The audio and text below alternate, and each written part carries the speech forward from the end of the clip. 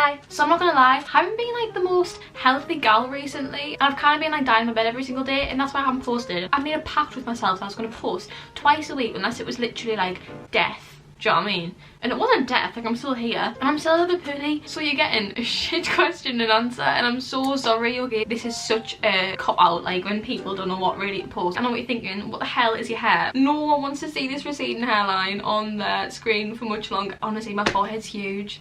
You know what's really sad though? I kind of wish I was Victorian sometimes, because I know in Victorian ages, the biggest sign of beauty was big foreheads. And now like a 2-finger forehead is what's classed as pretty, and I've got like a 7 or something, like freaking out. Ah, I hate it. Anyways, right, okay, let's continue before I cry. Am I crying? Maybe. I asked some Instagram questions to answer, and I'm going to show you like how I do my hair as well. The original plan was to do my makeup whilst answering these questions, but guys, I'm like on a severe skin journey. I feel, honestly, right, I must be catfishing you so hard. Someone actually asked me on the questions how you got such clear skin, and I thought, hun, I mean, you've seen the state I've come on this channel, like I'm not really arsed, but my skin's just been really getting me down, and I just didn't want the "you look like an Armand Magnum" jokes on the comments. Do you know what I mean? Right, someone asked what my favourite 3-course meal would be. I am so interested in what people's death row meal would be. Do you know what I mean? Like, it's just such an interesting question. I think it tells you a lot about someone. When I used to eat meat, I used to always say like a fillet steak, dipping my chips in the blood vibes, peppercorn sauce on the side. Despite that being my old answer, I'm now actually veggie. Actually, I'm not veggie, I'm pescatarian. I can't have the bloody fillet.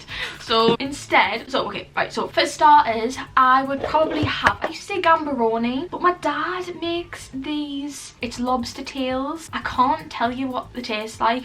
But honestly, one word would be orgasmic. And then for my main, I was very undecided about this. I think I would say I'd really love some sea bass, but I thought we can't go full-blown fish food on my last meal, do you know what I mean? Like, I don't want to be getting put down with like fish breath. Like, that's really, really unfortunate for the people who would be like cleaning me out. If that makes sense. So I think I would just have a spaghetti arrabbiata, add some extra chilli. Also, someone actually once said to me that I look like someone who would be like a plain Nando's gal. I thought, what an insult for dessert. I really just love a strawberry and a melted chocolate. I think I'll just have that. Someone asked about what my hair care routine is, and this actually takes us to our next segment of the video. Thank you to Hairburst for sponsoring this next section of the video. I always get asked what my hair care routine is, especially on TikTok. Everyone just loves my hair on TikTok, which is so strange. I think my hair is just so boring. Anyways, I am like a mess when it comes to my hair, like an actual mess. I am the kind of gal who walks into Savers, looks at the hair care products, looks at the 90p shampoo and conditioner. You know the one I mean. And I just use that on my hair, and honestly, right, I've been in lockdown and obviously being on YouTube and stuff, having to film myself, I'm like, oh my god, your hair's looking crusty. So Hairburst actually reached out and wanted to send me some of their products. It's just the Hairburst avocado and coconut shampoo and conditioner. And what I really, really love about them, I mean, this is not really the most selling point, but I love the packaging. Since going like half vegan, I'm trying to go vegan with my products as well. So these are vegan. They're also paraben free, which I know is really supposed to be good for your hair. And I've been really, really liking them. They smell so nice as well. The biggest thing for me is, and I actually said this to my mom like about a month ago, I hate how when I wash my hair, the smell doesn't like stick on my hair. I just thought it was my hair because my hair's so like thick and coarse. I thought maybe it's because my hair's too thick, like the perfume molecule, the perfume. I just feel like my hair always just smells like hair, and who wants hair that smells like hair? Do you know what I mean? Like, you want to be one of those girls who walks past and then like a sniff of like the flowing hair. That wasn't me, but it's because I was using 90p shampoo. Like, what did I expect? So since I've started using these, I actually feel like the smell has been sticking to my hair. What I do is I just shampoo my hair, and then I sit with conditioner all over my hair, and then I put like a YouTube video on. Could be this one. Then after I finish the YouTube video, I'll wash it out, and it's kind of like a little hair mask for your hair. I used to be really, really, really blonde, and then I decided I hated it, and I'm like a dark-haired gal. But because I've obviously had so much bleach on my hair, the dye just wants to say no, and it keeps on like leaving my hair. But these are actually really good for coloured hair, and since I've been using this, I've like it's looking a bit more like rich for longer, if that makes sense. Everyone always asks how my hair's so shiny, and my hair isn't shiny. Like, I'll insert a pic of what it looks like before I do anything. I like to use like shine sprays. This is actually not not supposed to be a shine spray. It's actually a volume and growth elixir spray, but it's also good for shine, and it's also used as a heat protectant. They also do eyebrow and lash serum. And like, I'm sorry, look at them. My biggest tip for keeping your hair healthy, I would definitely do the whole conditioner thing with the Hairburst. Like that really has been working wonders. But yeah, I'll leave the links below, and thank you Hairburst for sponsoring that section of the video. Someone said, what's your worst boy experience? Right, so I haven't had like the most, actually I've had a lot of bad boy experiences, but this is more like a light-hearted one. So basically, I was chatting to this boy, and I'd never actually met him before. Like, he was from my area, and I knew people who knew him, but I'd never actually seen him in person, right? And it was like very like Tumblr days. It was like Tumblr boy vibes, and I was like, oh, okay. He asked if I wanted to go for a coffee. I thought, oh, coffee, that is very mature. Like, okay, let's go for a coffee. I got off the bus, right, and he was meeting us off the bus, and he just catfished me hard, bless him. He looked nothing like the photos that he'd sent us. So I thought, no, let's give him the benefit of the doubt, like, it's fine. It's not all about looks. So we walked to Starbucks, and when I tell you, he did not say a single syllable to me that whole entire walk. And the walk's like at least 5 minutes. And like, this was during my social anxiety days, so like I was stressed, but I had to just talk like so much. So we finally got to Starbucks. Ow! Text my mom, and I was like, Mom, like, I need to leave, like, will you please come get me? And she's like, oh no, like, get the bus. I was like, oh, right, okay. So I had our drink. It was really awkward, and then I was like, right, I need to go for the bus. He's like, oh, I'll take you to the bus stop. And I was like, okay. Walking the streets at night, walking to the bus stop, right? And he like takes me on a detour, and I was like, where are we going? And he's like, oh, it's quicker this way. And I was like, all right, cool, fine, whatever, like, I'm all for quickness, like, get me away from this boy.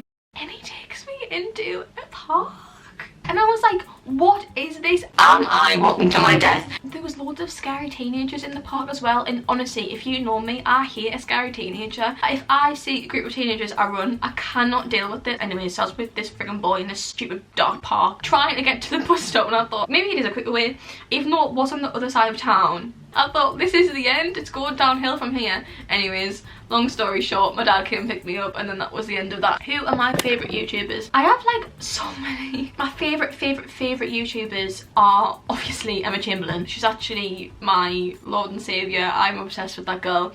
I also love Mia Salza. I think she's bigger in America, but she's amazing. Everyone needs to go watch her. I love her so much. And then I love watching Flossie. I love obviously Olivia Neal, Lewis, Byron, Anastasia. I love Anastasia so much. Like, she's just such an inspiration. But yeah, she is. Someone said, were you a shy kid? Right, so my life's been really strange. When I was in primary school, I thought I was Sharpay Evans. I believed I was the main character, and it was so weird because as soon as I went to secondary school, every single inch of that was stripped from me, and I became really, really shy. Put me in a circle of people and you can bet your ass I don't say one single word. I was awful. I'm a lot better now. Bless my best friend. Like, my best friend Faye, right, at the time, she was also a bit shy, but I genuinely think I was bringing her down. Like, I definitely held that girl down so many years. We got invited to like this park thing. Oh my god. Why was I always in parks? We got invited to this park with all like the cool people. I had like an anxiety, like stress, right? And you had to like cross a field to get to where they were, and we got to like the bit of the field just before we saw them, and I was like, I cannot go over there. And she was like, okay, like, we'll just wait for a bit until like someone like texts us or anything. We were sat there watching. So we literally, right, so I need to paint a picture. On the field, us all dressed up to go and meet them. All of our friends from school who we actually like know, they were sat in the corner, and they were probably, I mean, they probably weren't waiting for us because we weren't really like the most sociable in the group. And me and Faye walked on the field, sat and hid behind a tree and just watched them. Because we felt too awkward to go over. How embarrassing is that? And like, hours passed and we just did not ever go over. I was really, really shy, but it's totally fine because I'm out of it now. What do I want to do as a job? So my dream in life was to be like a singer, dancer vibe on the West End, and I've came to realise that I'm absolutely shocking at all three subjects of the arts. Like, I don't know how on earth I got into a performing arts college. You know what I think actually was? I got kept for a recall, right, with the principal, and she couldn't get me out of that room. I was just literally sat talking to her like this for a good 20 minutes, and she probably thought, bless her, let's bring her in, it just seems canny, she might spark things up a bit, do you know what I mean? I've decided that I don't want to do that anymore. Just hilarious, currently like a few months from graduating, and now I have got no clue what I want to do with my life. I'm just not gonna think about it, guys.